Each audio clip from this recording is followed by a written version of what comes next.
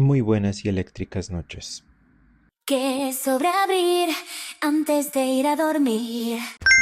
Y hoy tenemos el último par de sobres de nuestra caja de Super Electric Breaker, obviamente en versión japonesa. 5 cartas cada sobre. Vamos a ver si podemos cerrar la caja con un hit. Esta caja fue bastante agradecida con nosotros. Tuvimos, si no estoy mal, la segunda o la tercera carta más costosa del set. No la he mandado a gradear, espero poder hacerlo en algún momento, pero fue una gran sorpresa cuando salió Koraidon, y eso significa que nuestro primer sobre no nos fue bien. Nos quedan nuestras últimas 5 cartas.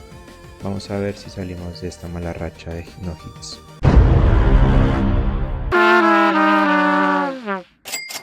Bueno, pues el Pokémon victoria, pero no una victoria para nosotros. Feliz noche.